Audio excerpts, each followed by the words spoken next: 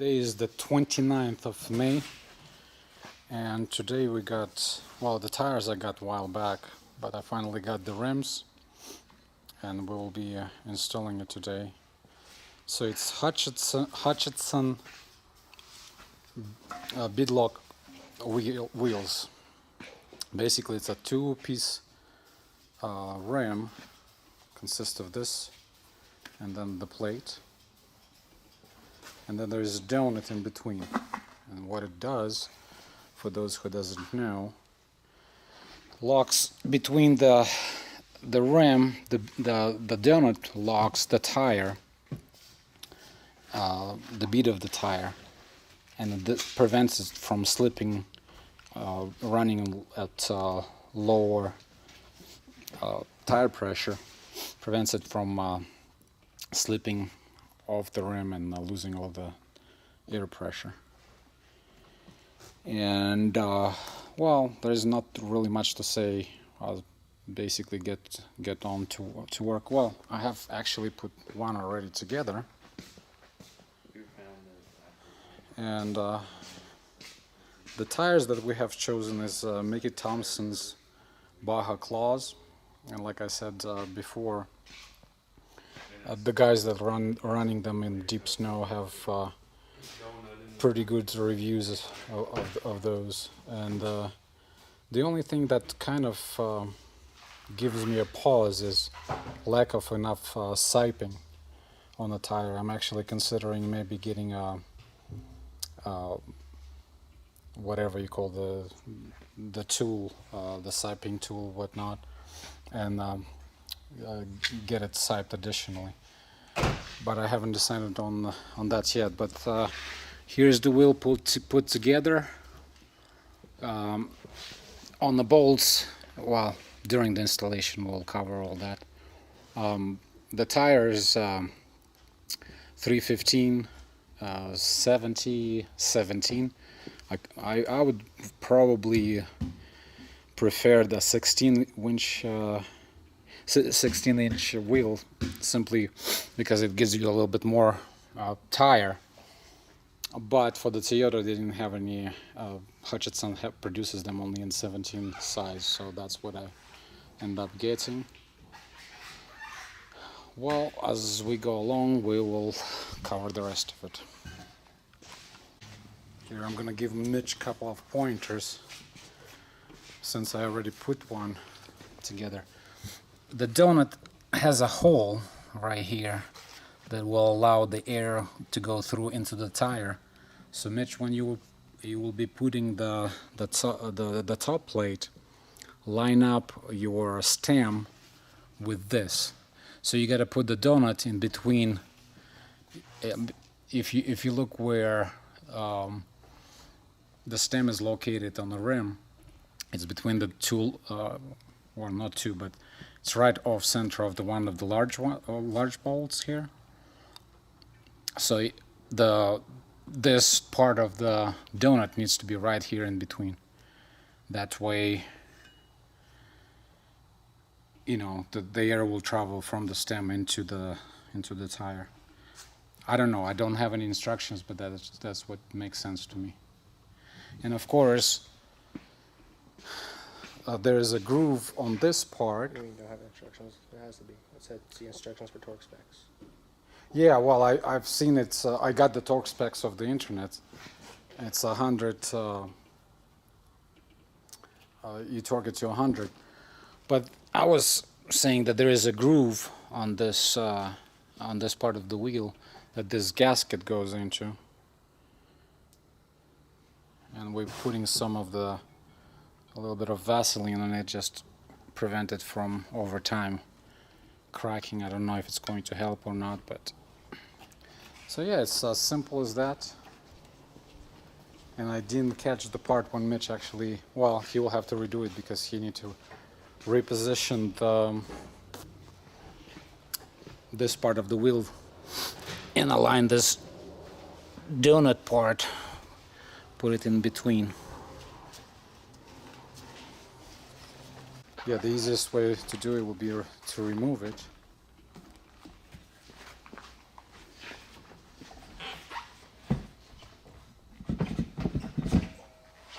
pretty easy. And then line up. What are you lining up? Yep, that's exactly right. So it goes in pretty easy.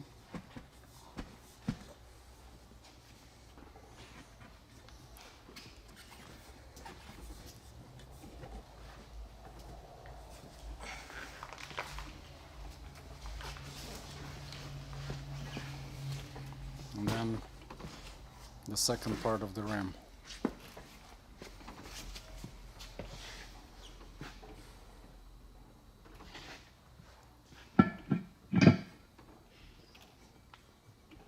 Get a rubber mallet, and actually, Mitch, wait. Before you do that, take some of the soap and put it on the bead, so it will slip in easier.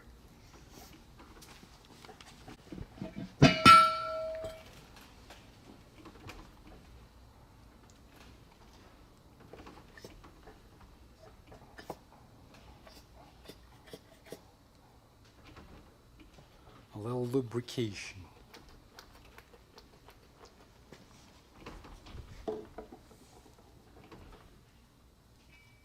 I would put it on this part, Mitch. Yeah, so it will slip in easier. I mean, basically with the rubber mallet, even without that, it was going in just fine. But it sure will make it a lot easier to change the tire if we have to in the field conditions. Yeah. And then I don't remember how many bolts are. Let's see. 1, 2, 3, 4, 5, 6, 12, and 6, 18 bolts. What I've done with the first one, I torqued it first to 80, and then the second time to 100.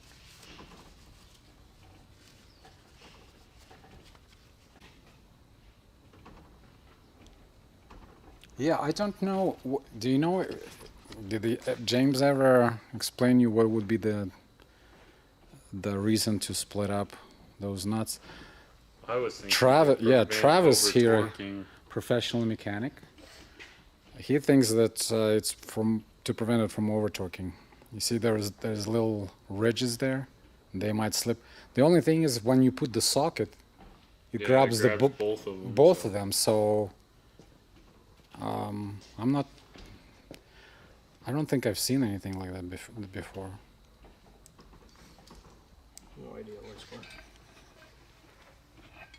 So you can start bringing it down, crisscrossing just these 3 long ones, and then the rest of them will start showing up. It's 19 millimeter.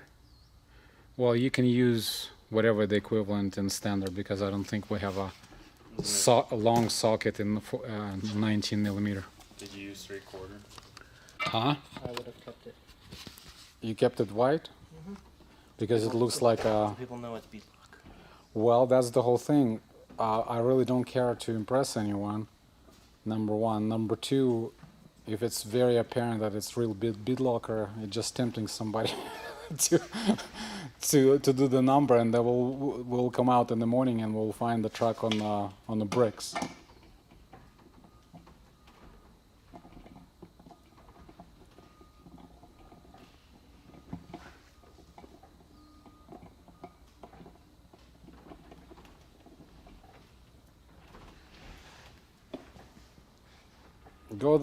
Go evenly. Go switch to the other one so it doesn't get cockeyed, because my concern would be not so much the tire or the rim, but that gasket. If it gets caught on and slips from its groove. It shouldn't. It shouldn't, but if you go evenly, there's less chance of it slipping anywhere.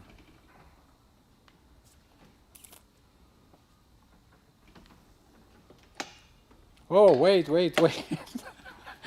You've done the same thing that I have done. BBs. Well, it's a good time to explain that we are balancing our tires with BBs. There is a commercial product available. Mitch, do you remember the name of that? Sandy Plasticky? Huh? That crap. Yeah, that crap. Well, I don't remember the name of it, but we tried it once. It requires a specialized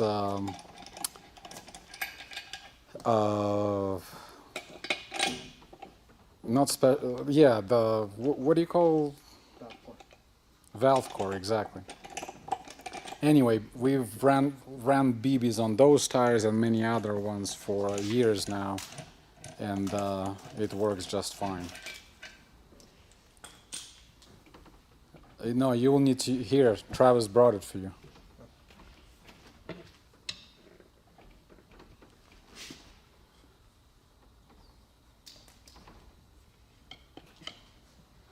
And it's actually seated completely, and look how easy it is to dismount it comparing to regular. Definitely worth the extra price.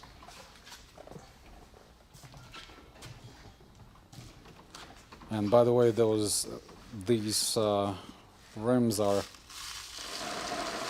at $450 a piece. I would never do. Me and Travis were talking earlier today, and I said there's no way I would ever pay $450 for a rim. And many people do just for the look of it. When it's functional, for function I'll pay the premium, but for the look of it, well, it's nice, but not at that kind of price. So yeah, it's about I would say, I don't know, about 12 ounces of BBs in those cups. Those are big tires, so. Another thing I did not look at, am I in the right direction? These are directional. Good point. I put that. Yes, Well, no, because the other ones will have to be actually reversed for the other side. So you will have to pay attention on the second one. I mean, on the third one. The two, they are fine. And as a matter of fact, what I'm thinking, Mitch, is since we're going to have the fifth tire, what do you suppose since they are directional, do we put it on the, to be able to rotate it on the left or on the right? It really doesn't matter because we can't predict which side we're going to get flat on. No, I know, but here's what I was thinking. If we put it on the left, on the right, I mean, being able to rotate it, take it from the spare and put it on the right. I think the right side is more susceptible to stuff because usually when you wheel, especially on the rocks, you're able to look out from the window and see the trail and place your tires better than on the right. And I think that, remember on the BF Goodridges, that gouge that we have on the sidewall? I think it happened when it was on the right. So that's the only consideration that I was thinking of. There might be some others, but right now I don't. Well, maybe also the weight distribution. If one side of the truck is heavier, then maybe you would want to rotate the extra tire on that side. That would be another consideration. But with weight, we can, we can move it around and balance it out, more or less. So I think we should do the fifth one to be able to rotate on the left. As a matter of fact, I probably should have ordered the fifth tire. No, I was thinking maybe I should have ordered it a different brand, non-directional. But then you wouldn't be able to rotate. You would be able to put it on any side, but you wouldn't be able to rotate it.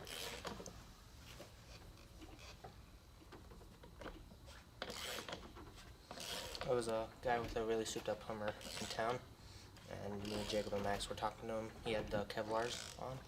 Which one, H3 or H2? H3. Uh-huh. He had a aftermarket lift on the front and everything. It was jacked up. Oh, yeah? But he says he was impressed with those Kevlars. The good ears? Yeah, and those guys, the Deep Snow Club that I was telling you about, they're running their own in Oregon, Cascade Mountains. The previous generation Matt Terrains from Goodyear, they were rating them pretty high also. I didn't see anything on the Kevlars. My thinking would be, I think the Kevlars, they have quite a bit of a stiff sidewall. That's a good thing. Huh? That's a good thing, is it not? Well, it's good thing, but if it's too stiff, then it's not gonna flex. He says he hadn't had a problem with it. Really? He says it drives really nice on the highway too. Yeah, they have pretty good reputation. He says from his experience the lugs were a lot harder. Which probably would be not very good for the snow. The softer it is, that's why number 1 choice for snow running, what those guys recommending is Super Swamper, IROX, and they're softer. That's what I'm going with. You made up your mind? Yeah. Yeah, Travis driving this. What year is it? 03. 03 GMC Duramax, and he's due for new tires. They're getting pretty bold because that boot on the right has a lot of has a lot of lead in it. So he chewed up his tires, and now he's in the market, and he's thinking getting Super Swampers. They will last you with your lead foot for about a week. The only reason is because I can get them for $160 a piece. Free Wow, yeah. shipping Can you believe that? He found it on eBay. For $285. 285 75 16, $460. Free shipping. Wow. Generally, that size tires from be it Goodyear, be it Goodrich, $230, $240. I generally wouldn't get Super Swampers. I don't need the Yeah, massive but at that track. price, maybe, yeah, it might. At that Well, at lea- price, it looks good and it's cheaper than Duratrax. Or Yeah, if nothing else, you can run it and see how long they will last you. well, if I get them, I'm gonna change my driving style. I ain't gonna chew them up, Yeah. or try not to anyway. Yeah, you might last about a week, maybe 2. And then you would move on from the traffic light. You look in the mirror. Hell, where's the black black lines? I don't see any smoke in my rearview mirror. Yeah, Travis has chipped the truck. What is it developing now, you estimate? The program I'm running on adds an extra on top of stock. 275 horse and 380 foot-pounds of torque. So. Plenty enough to get those tires loose at any time, huh? Don't need the snow for that. No.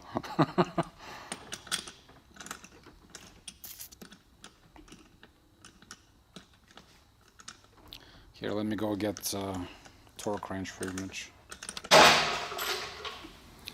Well, all the tires are mounted. I just need to retorque, actually torque it to spec on this one, and Mitch is going to change them. And then there is also, we got our roof rack. Now I mentioned in the previous video that I was kind of debating if keeping the roof rack that I built, and I'm pretty happy with it. But on a long trip like that, that's mostly is going to be off-road with quite a bit of load up there. I figured we'll get the proper one. And so we got this, oh heck, I don't even remember the name of it. It's something Runner. Australian company. It's aluminum rack, but anyway, once we get to it, I'll restart the video. And then, after we're done with the roof rack, and now that we're done with the tires, I think the only major thing that would be left would be fixing the exhaust. Now I took it to the muffler shop, and they have fixed my joints. Hey, it's not. I need some light in here. Okay, got some light in here. So they fixed the joints. The problem is the headers that are peeking from over there from the engine have a leak somewhere. When I put my hand, it comes from this 3-to-1 joint, and it's getting actually wearing pretty thin. The metal seems to be pretty thin and brittle, so even if there would be a way to locate the hole, I think at this point I'm not going to take the risk. So I have purchased all the parts by Bozal, and I'm going to remove the headers and install the manifolds, because the system runs with the manifolds. I really don't care for them headers anyway. And so that's going to be the major job that's left in preparing the cruiser. And of course, well, let me open the hood. So in order to install the exhaust manifolds, I will have to remove the supercharger. And I think it would be a good time to service it. I don't know if it was ever serviced. I think it was installed about 10 years ago. I'm not sure how many miles it has on.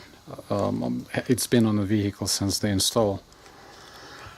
But since I'll have to take it down anyway in order to, like I said, install them exhaust manifolds, I'll have to.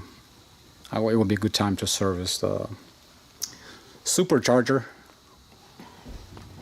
Alright, I think I have, well, thinking about it and looking at it, I think I know why those nuts are split.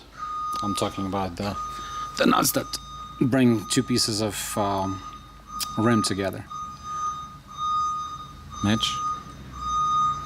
What did you say it was for? No, I don't know what they're for. No, you were guessing. Oh, you were guessing that it provides extra torque. I think this is like double nutting it, preventing it from unscrewing. Look at it. It's not split on the threads. It's just the washer part that's separate. No, look. Come take a look. This part is the one that's Has the thread. they both thread it. Nope. I was spinning them looking at it. It's just the washer part that's separate. Oh, really? Mm-hmm. Oh, here goes my idea then. Because I was thinking if they both threaded. Yeah, one would bind against the other. Right. Yeah. But no. So this one is not the The washer is separate, like most so it's it's the like washers. like a washer basically. that spins. I don't know why they have the notches on there. Oh, that's interesting. Oh, What I here- did find out is that it might be a little bit slightly smaller because the socket will just fit right over that one. Mm-hmm. So it, Yeah, so it tightens this one, not that one. So it's basically built-in washer, you think? there's a lot of nuts or washers or nuts that have built-in washers. So what is that little ridge there for? That I do not know. Probably preventing it from being untightened. You will hit the ridge. This is like a washer, kind of like built-in locking washer. You think? Possible. I know some. I've seen lug nuts with same style spinning washer, just no ridges. Right. Well, anyway, I suppose it's still a mystery. All right, this is what it looks like at 0 psi. We didn't put any air at all. The rear ones are at 40. And Mitch, why don't you bring it up to 1 psi and let's see what that's going to do. Do you have that cheap Amazon? Huh? Yeah. I do.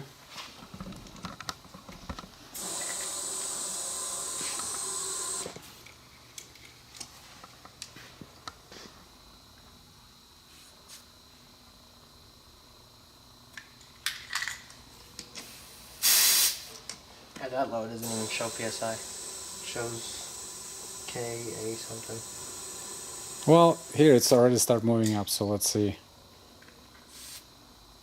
Not even a PSI yet. Not?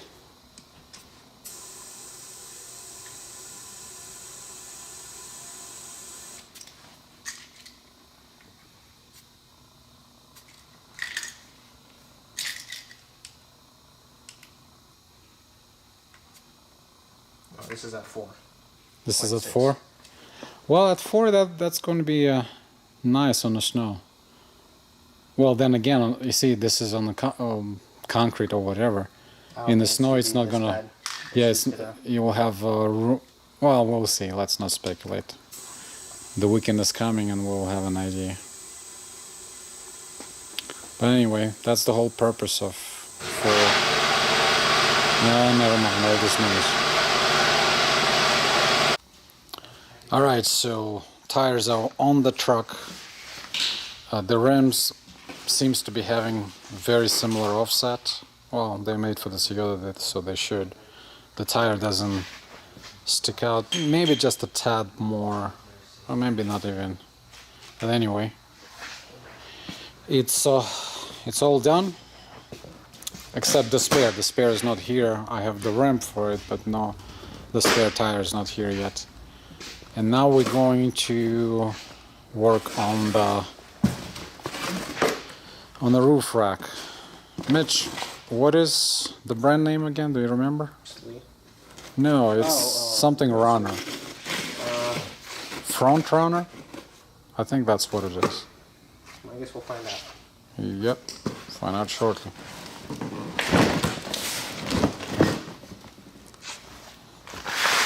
Oh, we found that the Rock Monster wheels have supplied us with those caps, and it's supposed to fit. Well, they probably will fit different Toyotas because those wheels are not particular to Land Cruiser, but they don't fit because of the axle. Actually, both front and rear, they don't fit. So this is how the roof rack is coming packaged. Yeah, it is front runner. I haven't done a lot of research on it. I think I've seen some videos on YouTube and I like the whole concept. And up ordering it. If I'm not mistaken, it's an Australian company that puts it together. And well, I'm going to pause it and we're going to start putting it together. Mitch, bust out the instruction manual. Invoice. Yeah, the roof rack itself delivered was $1,100, and well, we're gonna read this first, and then I'm gonna restart the video. There's 3 legs. Yeah, it comes only with 3, which is kind of a bummer. I kind of prefer to spread the load a little bit more. The current one has 4 gutter legs or whatever you call them. But another thing I wanted to mention, then they come in 2 different variation. The tall, and the tall, I think it's visible in this picture here. Anyway, the tall, it has, you can slide a tray. They make actually a table that you can slide under it, but I went with the low profile. See, from the rear, you can actually, on the tall one, you can slide the table, a camping table, which is a nice feature, but I prefer the low profile. As it is, with the current rack, if anybody who followed my videos, I actually had rails originally installed. I had to remove them because the vehicle doesn't fit in the automatic car wash, and I'm getting lazy and old, so I was using automatic car wash and that wouldn't fit. So Mitch, drop the phone. Let's go. What? No.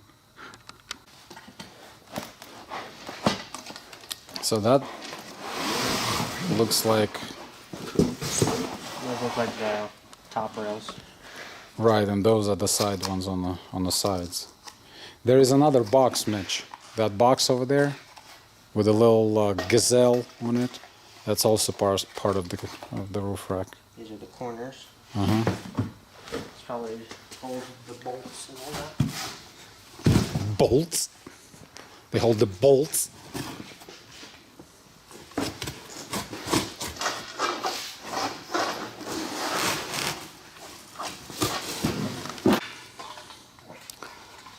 Okay, of course it's not going to be instructional video how to put it together. It doesn't require really to be a brain surgeon to figure it out. The side rails, they join together in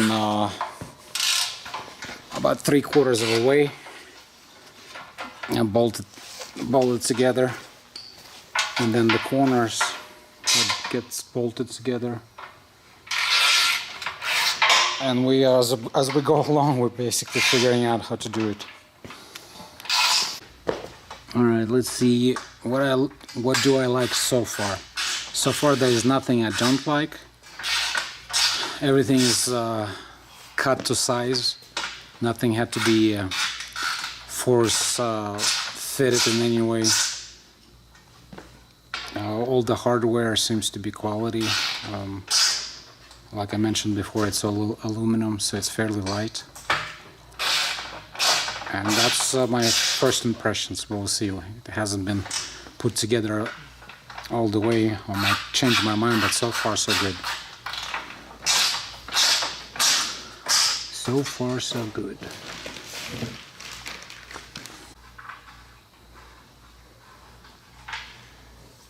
Let's see what's the next step. Hey Mitch, thanks for taking the camera. You're never on camera, so. No, I don't want to be, it's not the point. I just want to make sure that I'm recorded as actually ranching. You're doing something? In my mouth.